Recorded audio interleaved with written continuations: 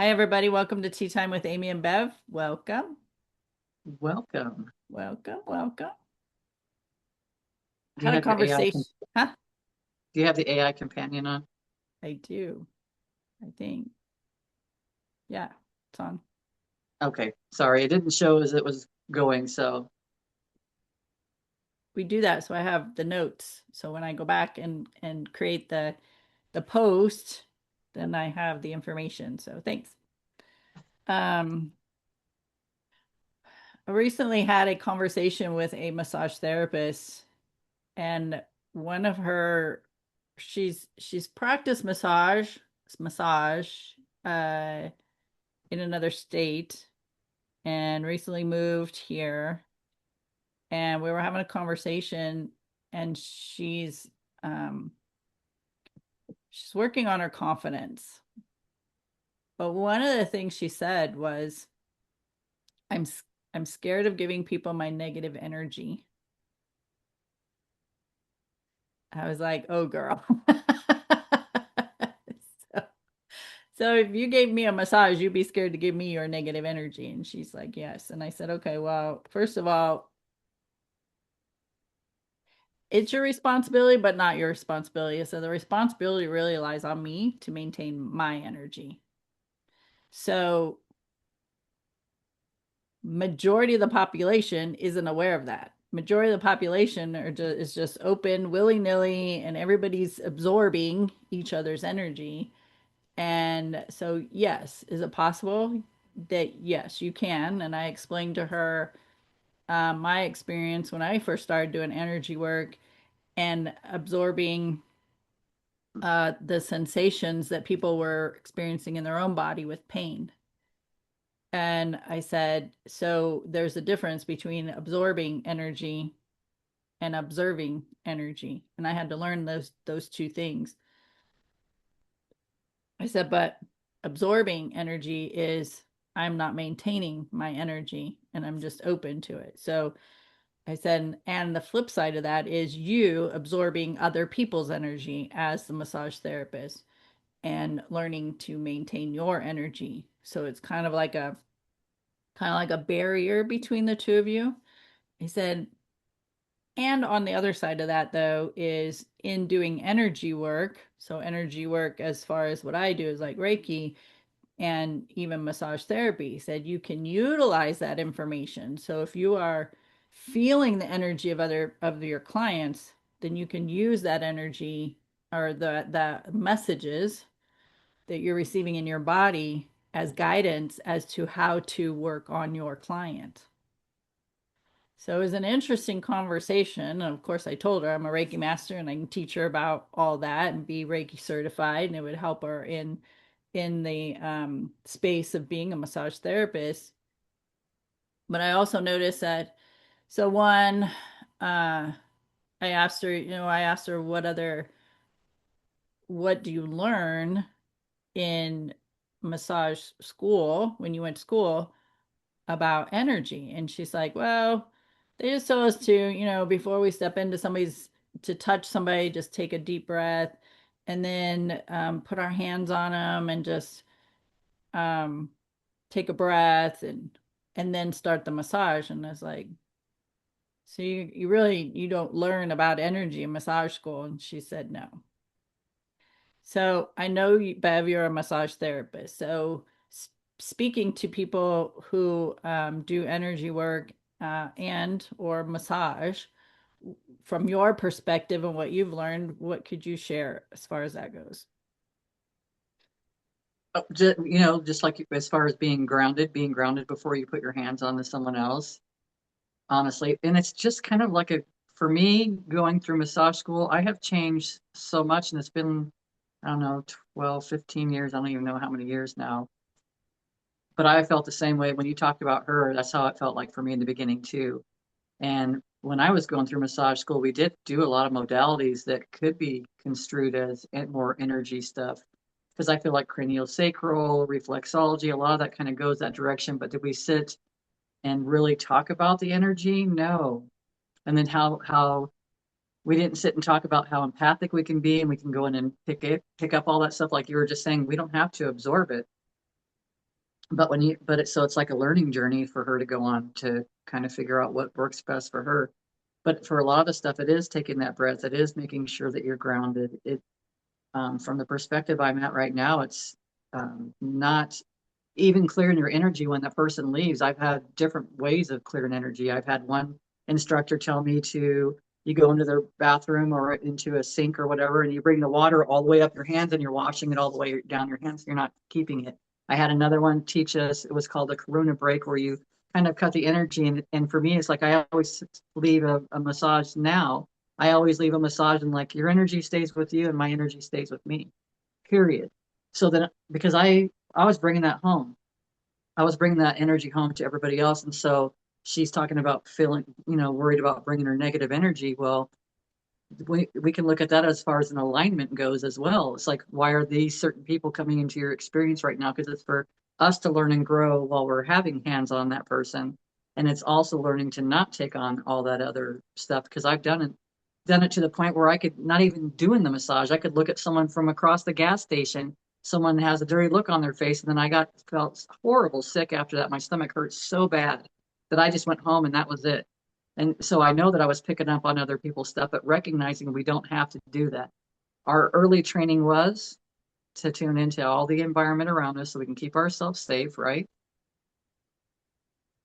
And then you kind of pull back, you just kind of learn to quote. It was easier for me to be in a quiet space or away from everybody else or to be drinking to be able to handle everybody else. So I wasn't taking on everything. So it's just taking the time to be grounded that she's going to have to find. And anyone in that kind of space, it's like really looking into what does it mean energetically to pick up on something like that. Go exploring, like make it be fun, and then also be aware of the words. Her words immediately to you, where she was afraid, fear that she's going to give negativity, that she's already claiming this negative energy instead of it claiming it or changing it or saying, hey, I'm in the middle of a transitioning from positive to a negative or negative to a positive. There's just so many different ways. So it's like, there's so much different things in that moment with this person. Yeah. And the confidence level too. And that's time. That just takes time. Hmm. For me, that just took time. That took time because I was so worried that I was so much in a fear that I was going to mess it up. I'm doing a massage for God's sakes, but I felt like I was going to mess it up. I would put too much time into each person. And I say too much because a lot of times my appointments were run over into the next appointment, even though I would give a half an hour space in between clients or even 15 minutes. And that didn't seem to be long enough because I would feel if the person wasn't feeling 100% before they left me, I didn't feel good with them leaving. And then I'd sit and worry about it the whole time. Just all the stuff that was a waste. It was being in that whole fear. When you break it down and look at it from, further away, it was just basically a fear. I was going to do something wrong. Somebody was going to judge me. I didn't do it good enough. When the bottom line is there's a million freaking therapists out there and someone's going to align with you and someone's not. And that's just the bottom line. It's just going out and taking those tools. And I like to, I just like to explore anymore with it. It's easy. But we lead into all that stuff. And it's like I've had experiences recently that are letting me know that that door is probably more to closing just because I read the messages and stuff like that. But that's kind of we'll go off on that if it arises. And of course, like you said, with confidence, that is just comes with practice. I know when I first started doing energy work before I was certified in Reiki, that I was scared just doing energy work. And it was um I wasn't manipulating muscles or anything. My hands literally are just above the person or on the person. But again, that energy exchange. What if I say something that's not correct? What if they um, take action on something I said and it turns out that it was wrong, right? So it was a whole confidence level in me for that as well. And that was doing energy work. And again, over time. So in the beginnings, just decided I would ask what they experienced. And through what they would say to me, then would confirm, validate what I was either thinking or feeling in my body. And so once I started realizing, yeah, this is like real stuff, and the things that I'm feeling in my body is exactly what they're experiencing, then I got to where I would say, ask them the questions. Are you feeling this pain in your back? Or are you feeling this discomfort in your knee? And then they would answer yes or no. And I would say 98% of the time, the answer was yes. So then that built confidence in what I was doing. And so then I started utilizing Louise Hay's teachings of how the whatever the physical body sensations, the discomfort is attached to some emotional experience. And so I would start asking, those questions. Have you experienced, whatever was connected to that? So the back is connected to support. Are you struggling and feeling like you have support or need support, and you're not get like starting to be inquisitive, like a detective? And they would start answering yes to those questions majority of the time. And so it just keep building that confidence. And similar to, I would imagine, as a massage therapist, that just practicing on um, tuning into the body more to understand they might have a knee pain, but it could be coming from their back. I Mhm. mean, these are things even chiropractors have to, even a foot issue could be something in the hip. So, um, opening up that intuitive piece, the piece of intuition of listening to the guidance that the body is giving the massage therapist or the energy worker. It's funny you say some of that stuff, and sometimes I'll be doing a massage on somebody, and I might be going down the spine, and I might have my middle finger like not touching the body. I'm just doing whatever, and then my body will automatically touch a certain spot, and I know that that's letting me know there's something going on there. But it's not something that I had always known, and it wasn't something that I paid attention to until you start really listening. Like, even for me, I like working on people that have issues or whatever, because I can always go right to the space and I can feel the muscle to it's when you're a therapist, it's having faith in knowing what you're feeling too, because right, mentally, physically, emotionally, spiritually, all of it, but I'll feel it. And then it's like I'll work on that area. And sometimes, and I think it probably happens to everybody, but something will pop up in the mind and it lets you know. And that's when you can ask a question instead of saying, hey, I'm feeling this. But I'll do that sometimes too. Gosh, I just walked in. You just walked in and I'm feeling this down here. Are you having any like stuff going on down here? Or so it's really just, it keeps you in the now because you're more connected. You're being more aware of everything that's going on. And also recognizing we're like a metronome. And so if we're going to vibrate higher before she goes in there, even like when I learned Reiki, it was really making sure that you were nice and grounded and you were centered. And then you had intention, whatever your intention was. And I would even have, back in the day, I'd have clients even set their intention. Hey, putting my hands on you, set your intention right now. What do you want to receive from this? Because it takes the power out of our hands, so to speak, and it helps to guide both people, honestly, but it puts power back into the person's hands as well instead of us being so responsible for it. And then she can spend more time on noticing the things is she keep being drawn to her hip, or when she's talking to someone that's standing across from her and she's rubbing her own hip, or she just, there's so many details that you can watch for. There's so much, but it's just an awareness thing, and it's just like a great training ground, really. She's going to open up so much. It's going to be awesome. Yeah, she does have an amazing energy about her, soothing energy about her. Nice. And the other thing I would add to that is that if you're doing energy work or massage therapy, that if you are so busy in your head worried about your energy to their energy, or am I doing a good enough job, or just questioning yourself, or I hope they're relaxed, like your busyness in your head keeps you from receiving the information that's actually going to help you be a really good energy worker or massage therapist, Mm-hmm. and just relax into the process. and you breathe 100%. through it. Yeah. And then you start recognizing, oh, I feel like I'm all up in my head. Wait, this isn't me. I wasn't like that a minute ago. So it's like your help, she's learning how to fine tune or be in awareness of what her energy is so that when someone else comes in, you automatically recognize what's not yours. So then Yeah. you can help the other person. You can be Yeah. curious. Yes. Um, and that was one of the things in the beginning as well. It was one of the things I started doing for myself was just breathe with them. Oh, Just yeah. just focus on your breath. I had to tell myself, just focus on your breath and breathe. And focus. So in Reiki, we use Reiki symbols. So focus on your breath and focus on the symbol. And then I would, maybe breathe and just repeat the word for the symbol or just repeat Reiki or,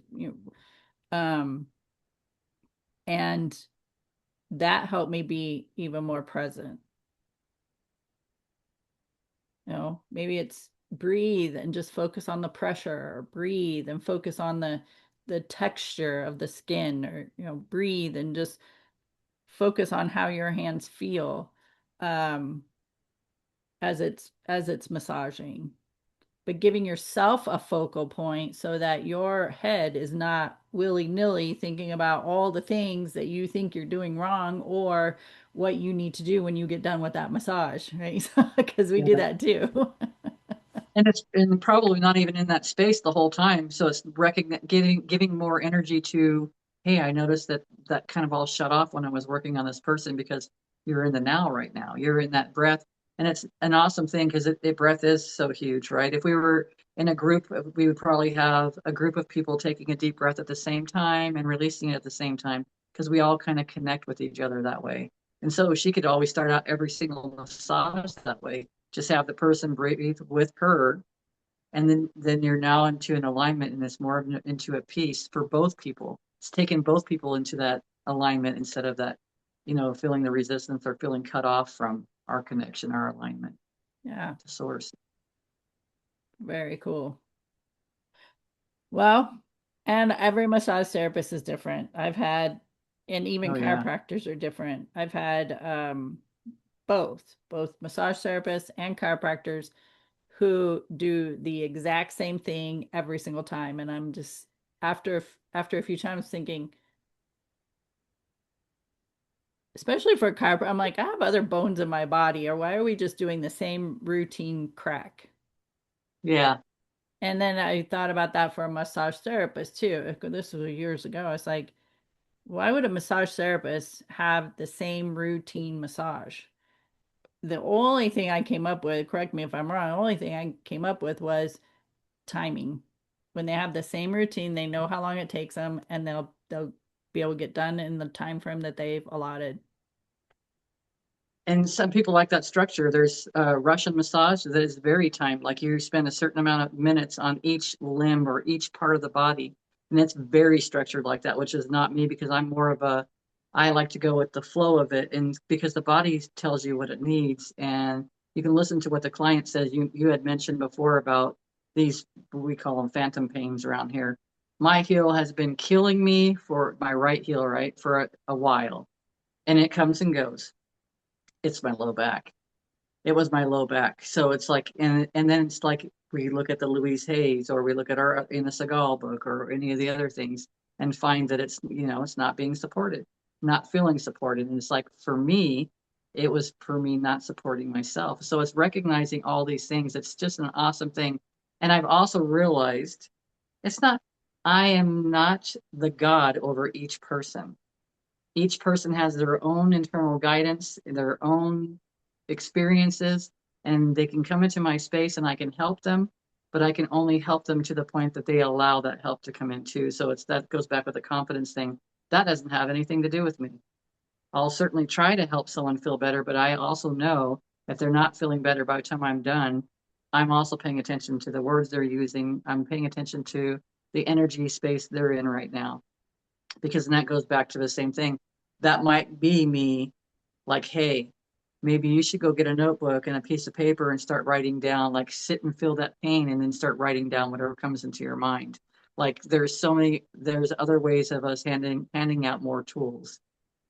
We've Yeah. talked about before, getting more toys for the toy box, more tools for the tool belt, right? It's all the same thing. It's just gathering more information for us, and and it helps to share it with others as soon Yeah. as it pops in. And that's having trust and confidence in the information that's coming to you and just sharing it.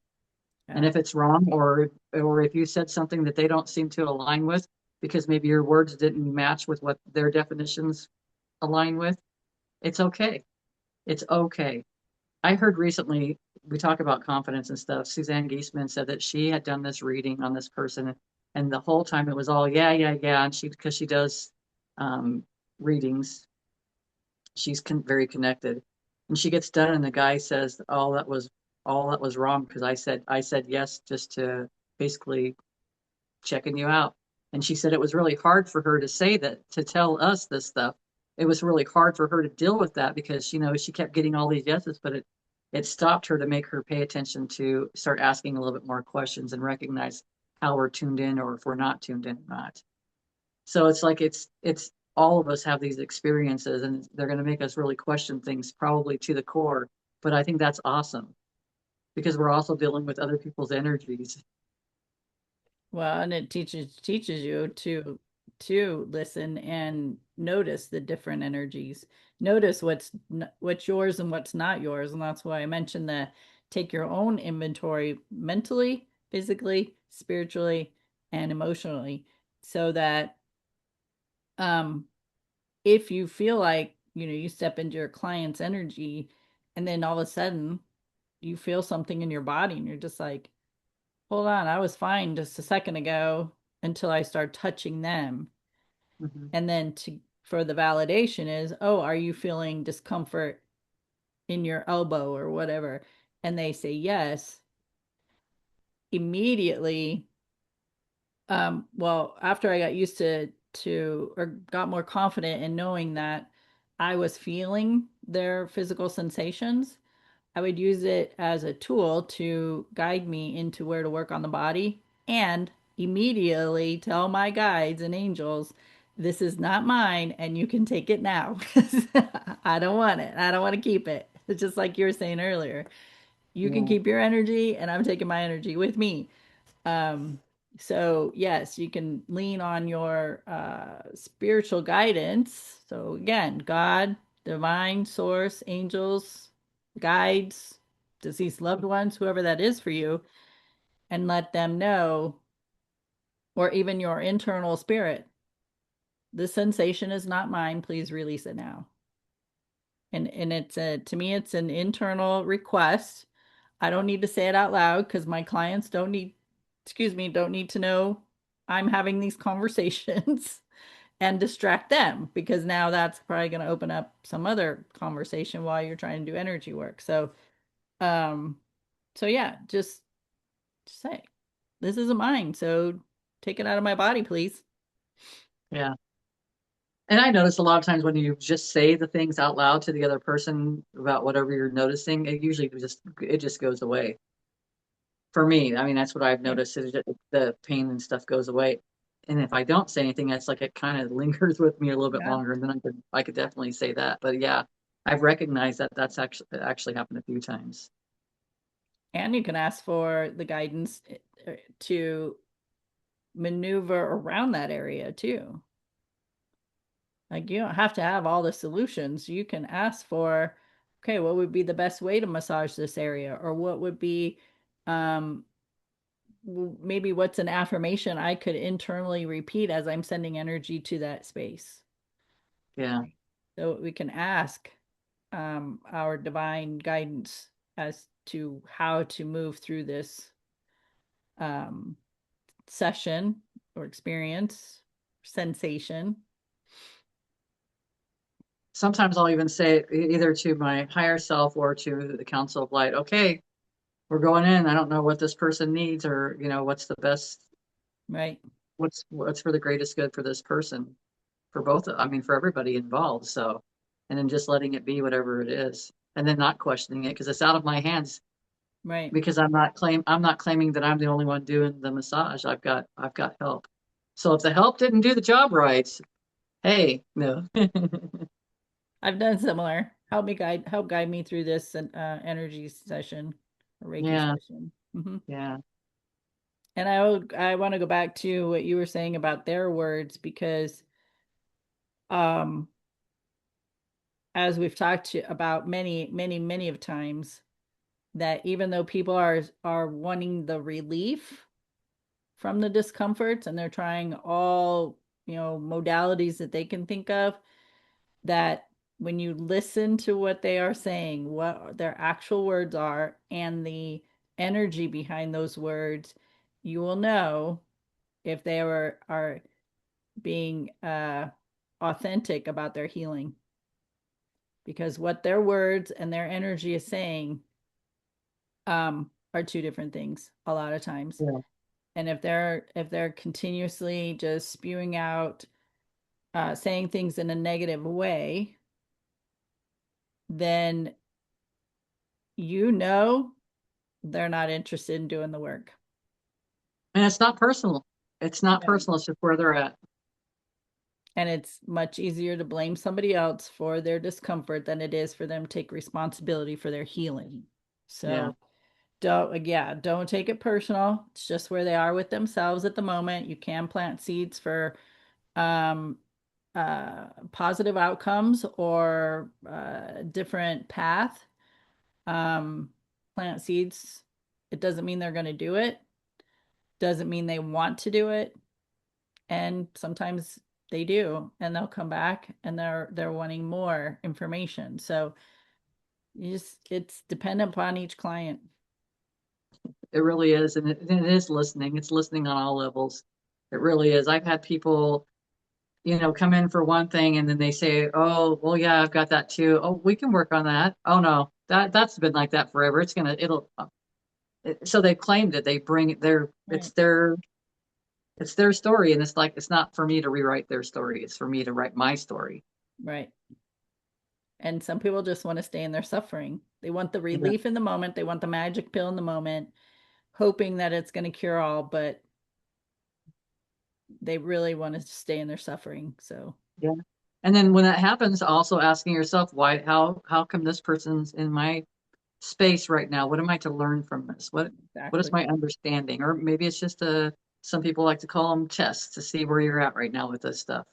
So Yeah. Every experiences has got some lesson in it if we yeah, choose to embrace that. I don't always embrace it either. I'm just like, no, I just can't later right now. maybe. Yeah, exactly. Yeah, and that's guess what? That's okay. Yeah. Because Yeah, it'll come back around. It's okay. It'll come back around. it's right. It's right. I'm not missing out on anything. No, no, and that's the truth too. Also knowing that we're never missing out on anything that's meant for us ever. It's Yeah. it's not possible. It's not. Yeah. And so even this massage therapist, everything she's experiencing right now is a benefit for her growth and to become even a more advanced Yes, therapist, yes, better therapist, more in tune therapist. Like everything she's experiencing now is she's asking the questions or has these fears and people are showing up to help guide her. Then she, again, I planted seeds. What she does with it, her on her. I did what I could do in that moment. And so what she does with the information from that point forward is up to her. And then if I come back and have the same conversation, I will know she didn't choose to do anything different. And again, that's on her. That's her journey. That's not on me. So maybe that conversation was just a reminder for me about my energy and maintaining my energy, which was right at the the time when I was sharing in the last video of taking that breath after being on blast for 3 months and I wasn't maintaining my energy. Maybe that conversation was just for me as a reminder for myself, and I needed to say it out loud. So there is something in every conversation for both parties to learn from. I 100% agree. So, all right, friends, take what resonates and implement what you can. And do and be better within yourself. So you just keep showing up to do and be better in this world. Other people are having these conversations, and sometimes they need the guidance too. So be resourceful, share the videos, share the content. Um, whether it's us or any other spiritual teacher or influencer. You can find our information on Facebook, Instagram, TikTok, Spreaker, Spotify, Podcast Addict, and YouTube. So we're in many platforms, and it's easy for you to access us. Amy and Bev community. Any other final words before we sign off? When you're feeling things, hearing things, sometimes, and it just feels kind of off, ask, is this mine? And a lot of times when you just ask that question, it just goes away. Or you might even see where it's associated with, and then it gives you an opportunity to say a blessing or whatever to that person. Prayer is powerful. It is powerful. All right, friends. Thanks for hanging out with us. Tea Time with Amy and Bev. We'll see you next time. Bye.